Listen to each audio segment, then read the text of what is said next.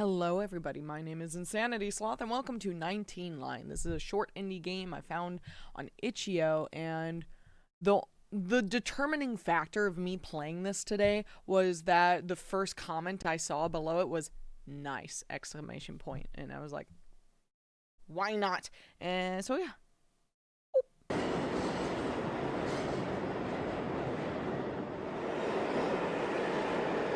Okay, I can't do anything. So I'm on a train, 19 line. Okay, train station. Makes sense. Aguara Wazoo. Probably butchered that pronunciation. This looks really good. I really like the style already. Is this a sort of like a narrative story, or do I actually get to move? No.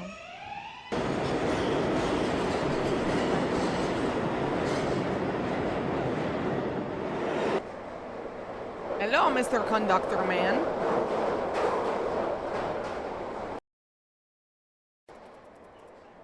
You don't think it's fair. You've struggled so long to find your place, to get to where you were now. You've even given up your partner. The subway was your life. Oh? Even before reading the spiral-bound books the company gave you for the admissions test, you already knew the complete story of every line in the Buen Air subway system. You already knew 2-line had been the first one, that it was ready in 1912, but wasn't inaugurated until 1913, a prime number. 2, 3, 5, 7, 11, 13, 17, and 19. You knew there were two different theories to explain the names of the lines. Some people believed it was some kind of mathematical mysticism professed by the construction company's owner.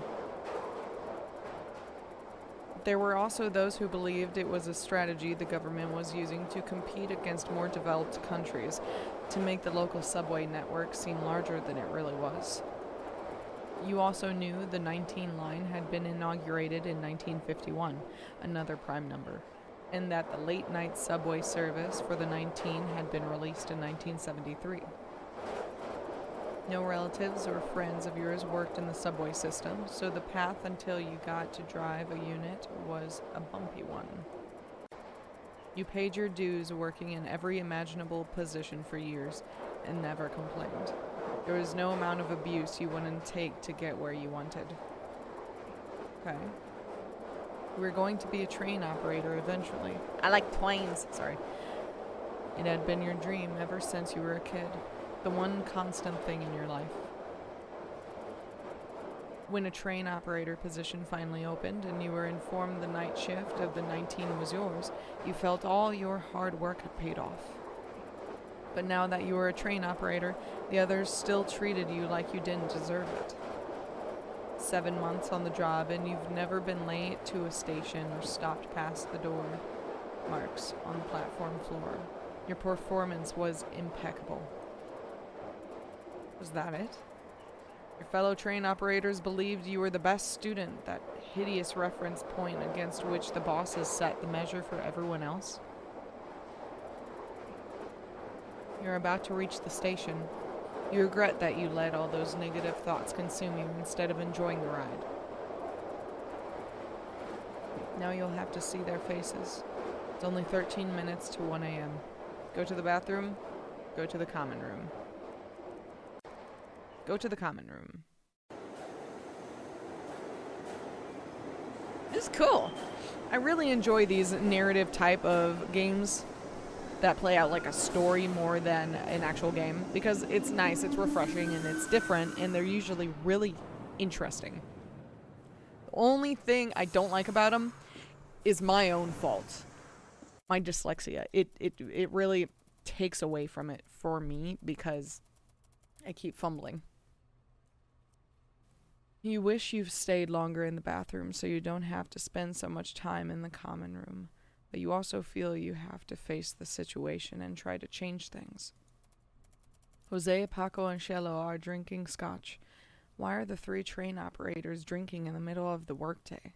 You feel a pit in your stomach and your hands start trembling. Paco points at you and asks if you are okay. He calls you kid. He's never called you that.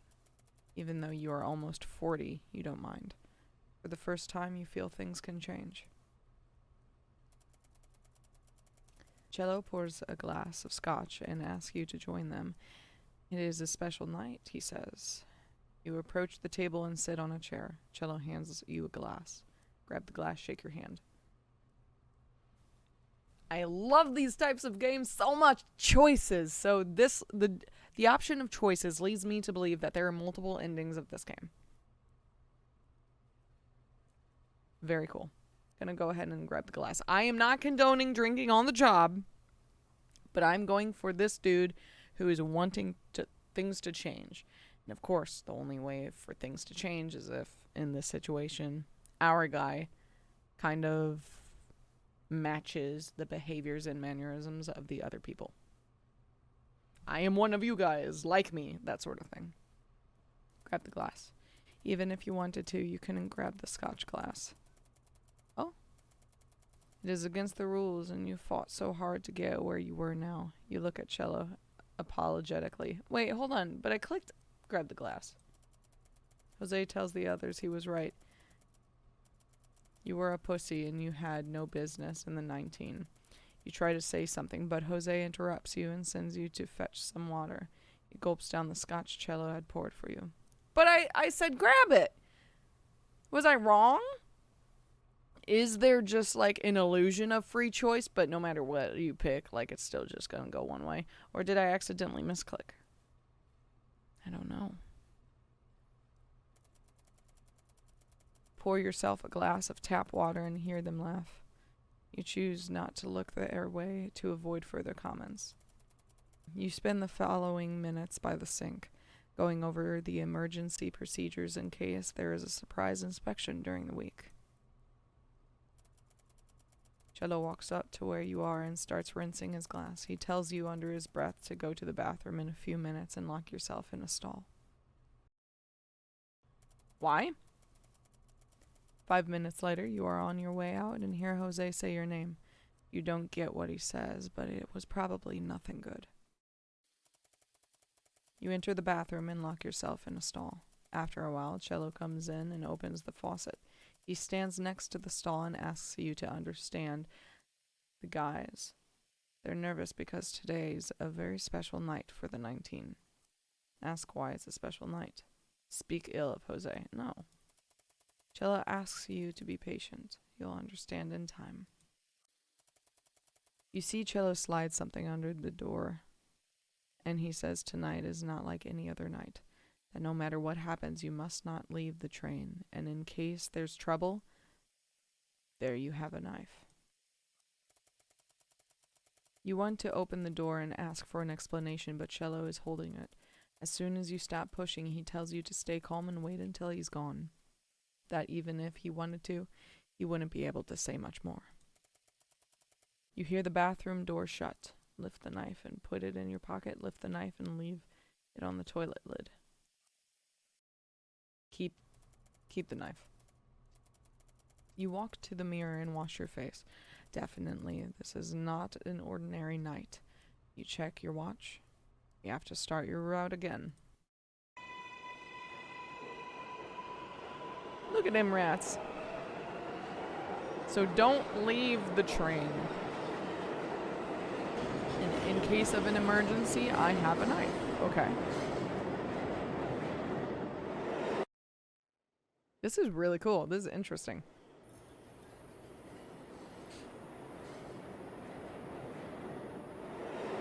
I love this design.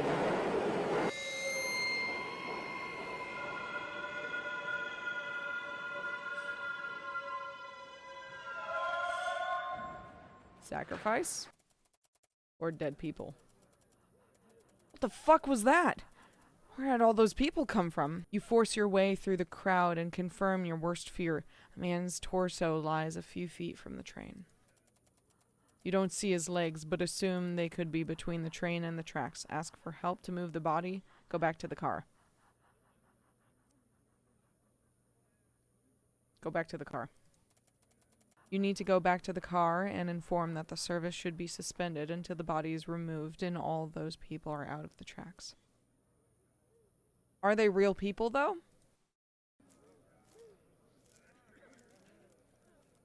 Ooh, this is interesting. Why are you so far? Wait, hold on. Wait, that just gets shot? You open your eyes and try to understand what you're seeing. It is hard to get used to the light. Somehow you are walking among all those people. Struggle! You notice they've been holding you under your armpits. 2 rough movements and you are free. Speed up! Get back to the fucking car! Why would you leave the car in the first place, my guy? An old man trips and falls on you. His face is haggard and smells of cigarettes. You ask the old man if he's okay, but he doesn't answer. Before you can get up, someone else trips and falls on you too.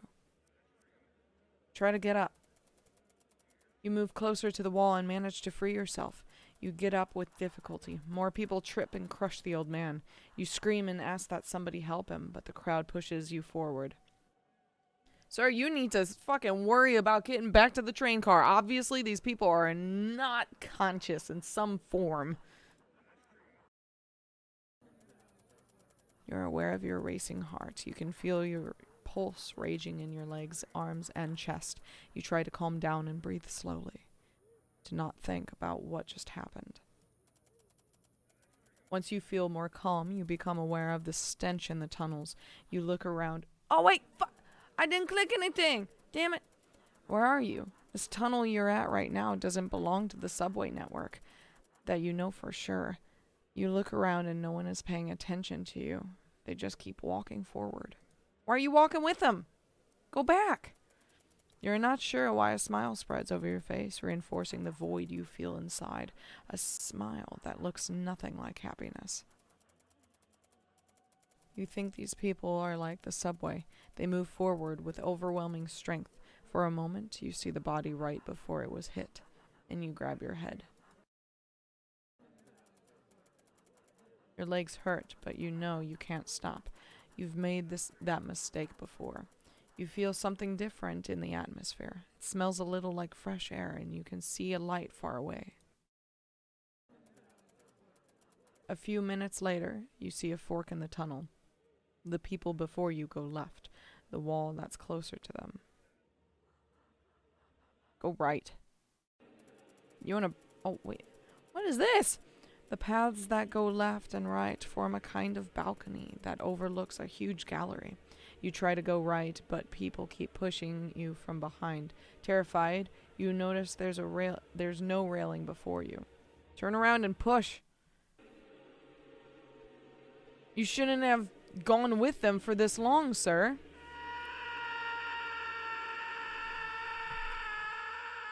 To hell I go, I guess.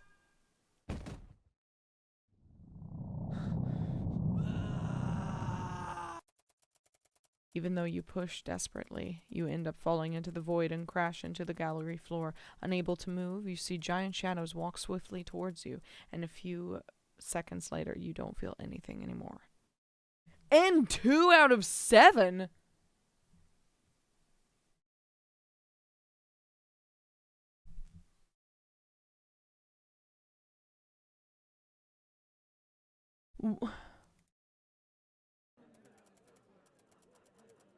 Oh, wait. Oh. Oh. It allows me to... Okay. You turn left and see how the walkers appear to be choosing their places. You think right away about the one time you went with your ex-wife to the Colon Theater. Back when she still said, "Me too," to your "I love yous." The stale odor becomes stronger and brings you back to the present. You have no doubt now. There's a certain rhythm to the terrible bangs that fill the place. You've walked a little more than a quarter of the terrace circumference when you see people coming your way. You think they might be the ones who turned right at the entrance. Keep walking a little bit more, or plant your feet. Plant your feet. You try to stick a foot between the legs of the person closest to you and the wall. You look at the entrance and see that people are still pouring in. You see them pushing and hear the first screams. But the screams do not come from the people falling. It is the crowd cheering every time someone falls and smashes against the gallery floor. The ones closest to the wall and push forward in order to see, and those closest to the edge lose footing and fall. Terrified, you see how your foot approaches the edge and feel a sharp pain in your calf muscle. Unlock your foot from the leg of the person behind you. Grab the collar of the person behind you. Grab the person. If I'm gonna fall, then we're all gonna go.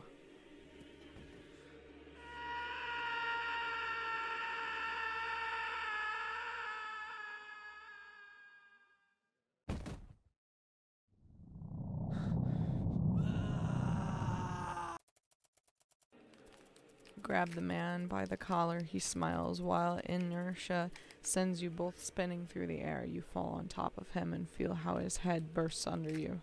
Delicious. You try to stand up, but your arms won't respond, and you feel something sticky and warm against your cheeks when you realize it is the exploded eyeballs of the man. You move aside with uncanny speed given the state your body was in. You wipe as best you can, but suddenly stop. Giant beasts that look like armadillos crash against each other and trample the corpses in the galleries. Something seems to unlock in your brain, and the stench overpowers you, making you gag. You have to get out of there. One of the creatures seems to notice there's movement and starts running towards you. Run to the pile of corpses, run to the apparent exit. I doubt there's an exit. Run to the pile of corpses. You throw yourself over the bodies and roll on one side. The creature charges against the bodies and you hear the sound of broken bones. Another creature runs at you. Stay where you are. Stand in front of the pile of corpses. I feel like staying where you are would be the smartest option, but standing in front of the pile of corpses seems interesting, so I want to do that. You stand between the pile of corpses and the creature charging against you. The first creature lifts its snout from the gory meat and walks to you. At the last moment, you roll onto the side, and the creatures crash against each other with a loud bang that echoes throughout the gallery. One of the giant armadillos gets trapped upside down and can't get back up. You move as fast as you can towards the light, and suddenly everything goes dark. You hear screams that do not seem of pain. They sound like the screams of some Brazilian pastors you've seen on TV. Are these people worshipping the giant creatures? You can't believe the size of the beast, much larger than the rest. Was it their mother? You start to retrace your steps and catch a glimpse of the soft body of the armadillo that cannot move. You take the knife out of your pocket and don't think twice. You push the blade into the soft tissue and use all your body weight to open the wound up to the creature's anus. The screaming is deafening. You jump aside and watch the mother turn her young right side up while it dies slowly, its guts spreading all over the floor. You run to the light while the mother keeps moving the creature with its snout, and the rest of her offspring keeps smashing corpses frantically. You enter the old tunnels and try to put as much distance as possible between you and the gallery. As you walk away, the sounds soften until they seem to disappear. You wander through the tunnels for hours until you finally hear a voice calling your name. You collapse to the floor and scream until your throat bleeds. A few minutes later, Cello kneels by your side. You show him the bloody knife. Cello nods and helps you up. What the fuck was that? That's wild. This is cool. I love it.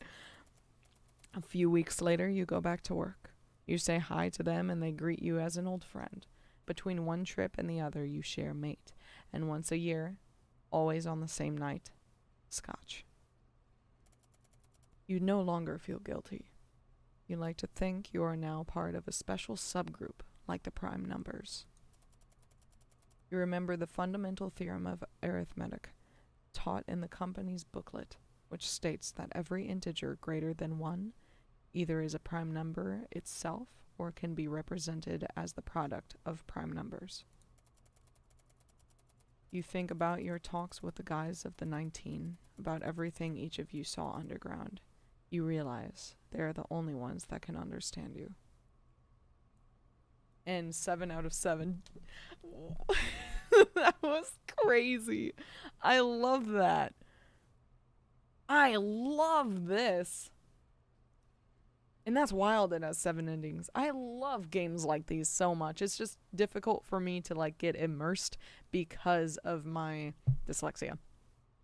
But that was fucking cool. Wow.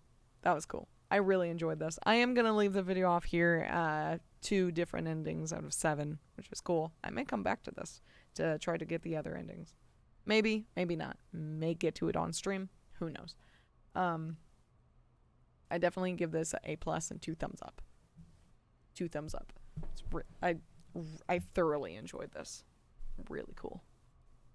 Leave a comment down below. Tell me what you thought of the video of the game, and if there's any other games you guys would like to see me play, please like the video. I would greatly appreciate it, and it would really help me out a lot. Go down to the description below and click the link to my Twitch if you guys are interested in seeing me stream almost daily, and subscribe to support me and see more videos like this in the future. With that, I love you all, and I will see you all in the next video. Bye, guys.